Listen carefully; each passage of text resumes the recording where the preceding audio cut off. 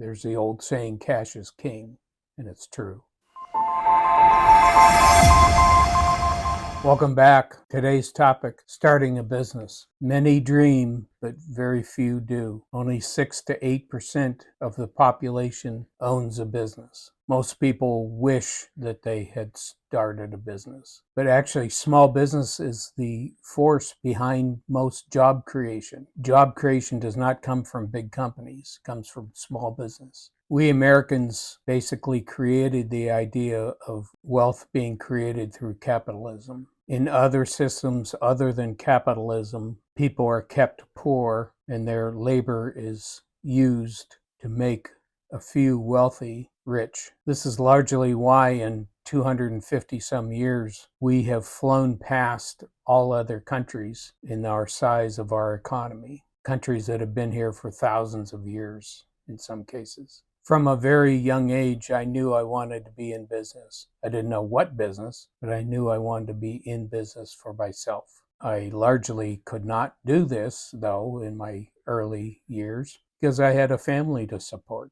I, for one, was miserable working for other people, and I couldn't wait to get out on my own. And I finally did. I started out very small and bootstrapped my business until it was big enough to be able to give up my quote, day job. It's crucial to be able to plan finances if you're ever going to start and operate a business. If you can't manage your personal finances, it's going to be tough to run a business successfully. I want you to think about running a business as largely managing cash flows through the business. That's how you make a profit. A business fails when it runs out of cash, to put it simply. Cash flow is the biggest thing that counts. There's the old saying, cash is king, and it's true. The business owner's job is to manage the cash in and out through the business while doing the work of the business. I bet you can tell I'm an accountant. In a world of hammers, everything looks like a nail. All the wonderful ideas you have for a business won't work if you can't manage the cash in and out. If you're not pricing enough or controlling the cash going out, you will fail. There won't be any profit left for all your hard work. So what is your business idea?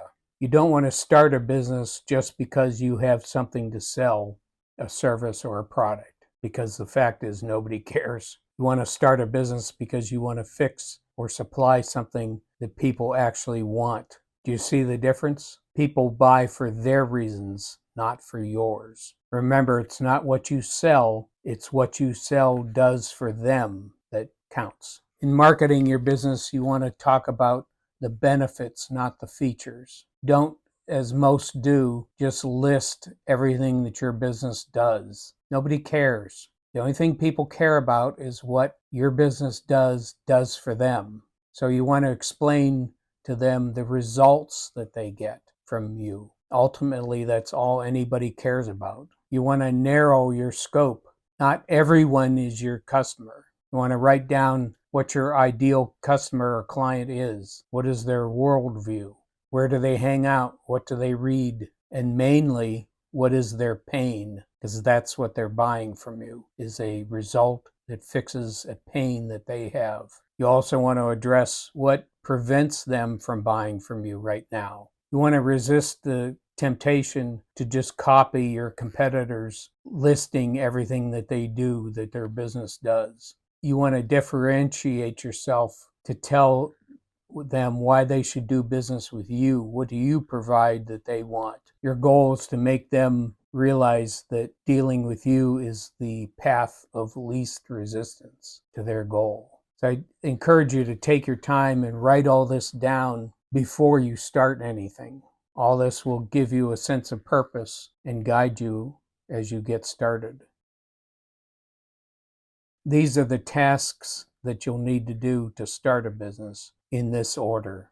Line up a lawyer, a CPA, a banker, and an insurance agent. 2, decide what type of entity the company should be. You want to use a business lawyer, and the lawyer will typically get you your EIN number.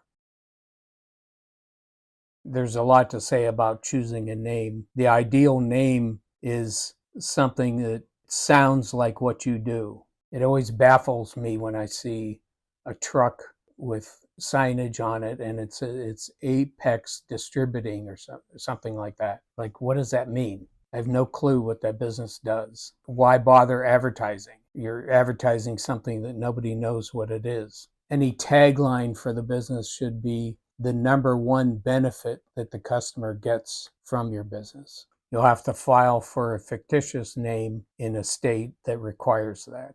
Otherwise, you can use your name and what the business does. You'll get an EIN number and you'll get a license if it's required in your area.